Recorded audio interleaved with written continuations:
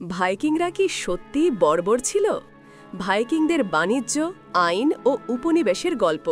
পশমের পোশাক, মাথায় শিং যা তারা কখনোই পরত না, আর হাতে ধারালো কুঠার নিয়ে কেবলই লুটপাট করে বেড়াত। ভাইকিংদের সম্পর্কে আমাদের ধারণা এইটুকুই, কিন্তু ইতিহাস কি কেবলই বর্বর বলে তাদের একরৈখিক পরিচয় দেয়, নাকি তারা ছিল সুসংগঠিত ব্যবসায়ী, নির্ভীক অভিযাত্রী এবং দক্ষ নাবিক? আজ আমরা ইতিহাসের সেই বিশাল ভুল ধারণা ভাঙতে চলেছি। ভাইকিংদের চিত্র আজকাল অনেকটাই স্টিরিওটাইপে আবদ্ধ: লাঠি, লুটপাট, আগ্রাসন। কিন্তু ইতিহাসের নতুন গবেষণা, বিশেষ করে স্ক্যান্ডিনেভিয়ান প্রত্নতত্ত্ববিদদের কাজ, বলে যে পুরোটা ভুল। আজ আমরা দেখব কেন ভাইকিং সংস্কৃতিকে আবার নতুনভাবে দেখতে হবে এবং তাদের অর্থনৈতিক ও রাজনৈতিক জীবন কিভাবে আমাদের ধারণাকে চ্যালেঞ্জ করে। ভাইকিংদের বর্বর তকমাটি এসেছে প্রধানত ভিকটিমদের কলম থেকে। খ্রিস্টান পক্ষপাত।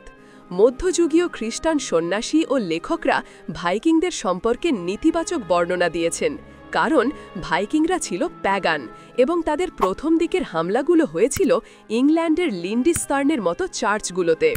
ফলে তাদের চিত্রিত করা হয়েছিল ঈশ্বরের ক্রোধ বা বাইরের দুষ্কৃতিকারী হিসেবে। ভয়ের সাহিত্য। এই লেখকদের বর্ণনা ছিল মূলত ভয় ও পক্ষপাতদুষ্ট, যা ভাইকিংদের বহুমাত্রিক জীবনধারাকে আড়াল করে দেয়। ইতিহাসে তাদের ব্যবসায়িক দিকও গুরুত্বপূর্ণ ছিল। ভাইকিংরা জাহাজ চালিয়ে ব্যাপক বাণিজ্য করত। তারা ছিলেন বিক্রেতা, অভিযাত্রী ও সেটলার, শুধু ডাকাত নন। সেকশন 2: বাণিজ্য, উপনিবেশ ও আইন।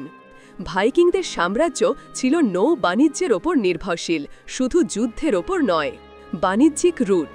ভাইকিংরা কেবল স্ক্যান্ডিনেভিয়া নয়, তারা উত্তর আটলান্টিক, ব্রিটেন, কনস্টান্টিনোপল, বর্তমান ইস্তাম্বুল এবং এমনকি আরব দেশগুলোতেও বাণিজ্য করত। তারা নতুন রুট তৈরি করেছিল এবং রেশম, মশলা, অস্ত্র ও পশুর চামড়া নিয়ে ব্যবসা করত। আইন ও সমাজ। ভাইকিংদের সমাজ মোটেও অব্যবস্থাপিত বর্বর ছিল না। তাদের নিজস্ব আইন ও বিচার ব্যবস্থা ছিল, যা থিং নামে পরিচিত। নেতৃত্ব, বর্গ এবং যাজকদের গুরুত্বপূর্ণ ভূমিকা ছিল। এর মানে তাদের আর্থিক ও রাজনৈতিক ব্যবস্থা অত্যন্ত সুসংরক্ষিত ছিল। উপনিবেশ। অনেক ভাইকিং গোষ্ঠী লুটেই পরিচালিত ছিল না। তারা আইসল্যান্ড, গ্রিনল্যান্ড এবং এমনকি উত্তর আমেরিকার নিউ ফাউন্ডল্যান্ডে ল্যান্সে অক্স মেডোজ দীর্ঘমেয়াদী উপনিবেশ স্থাপন করেছিল। সেকশন 3: কেন বর্বর ধারণা দীর্ঘস্থায়ী? যদি তারা এত উন্নত হয়, তবে কেন বর্বর ধারণাটি এত দীর্ঘস্থায়ী হল? লেখক পক্ষপাত। প্রথমত, ইংরেজ বা খ্রিস্টান লেখকরা প্রায় 500 বছর ধরে তাদের সেই নেতিবাচক দৃষ্টিকোণ থেকে চিত্রায়ন করেছেন, যা ইতিহাসের মূল দলিল হিসেবে প্রতিষ্ঠিত হয়েছে। মিডিয়ার গ্লোরিফিকেশন। দ্বিতীয়ত, আধুনিক মিডিয়া, চলচ্চিত্র ও গেমগুলো তাদের জনপ্রিয়তা বাড়ানোর জন্য প্রায়শই অতিরঞ্জিত ভাইকিং চিত্রাচিত্রণ ব্যবহার করে। তারা হয় বর্বর নায়ক অথবা রাজকীয় অভিযাত্রী হিসেবে দেখানো হয়, যা কেবল যুদ্ধ ও রক্তপাতকে ফোকাস করে। পুনর্মূল্যায়ন। তবে নতুন স্ক্যান্ডিনেভিয়ান গবেষণা ও প্রত্নতাত্ত্বিক আবিষ্কারে দেখা যাচ্ছে ভাইকিংদের জীবন কেবল যুদ্ধ নয়, বরং কৃষি, কারুশিল্প, আইন ও রাজনৈতিক কাঠামোর বৈচিত্র্যে পূর্ণ ছিল। সেকশন 4: আধুনিক গুরুত্ব ও ইতিহাসগত শিক্ষা। ভাইকিংদের পুনর্মূল্যায়ন আমাদের জন্য কেন গুরুত্বপূর্ণ? ইতিহাসের পাঠ। এটি আমাদের শেখায় যে ইতিহাস শুধুমাত্র বিজয়ীদের দৃষ্টিকোণ থেকে লেখা হয়। আমাদের ধারণা ভাঙা গুরুত্বপূর্ণ, কারণ ইতিহাস শুধুমাত্র যুদ্ধ আর লুটপাট নয়, এটা বাণিজ্য, সমঝোতা, উদ্ভাবন এবং সাংস্কৃতিক বিনিময় সম্পর্কিত। অবদানকে মূল্য দেওয়া।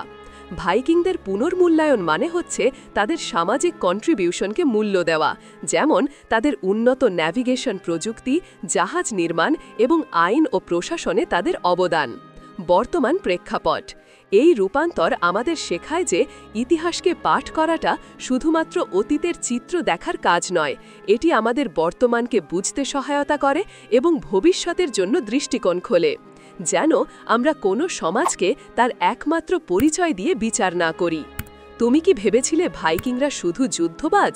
এখন হয়তো ভাবছ তারা আরও অনেক কিছু ছিল। মন্তব্যে বলো তুমি কোন দৃষ্টিকোণ বেশি পছন্দ করো, বাণিজ্যকারী ভাইকিং নাকি যোদ্ধা ভাইকিং।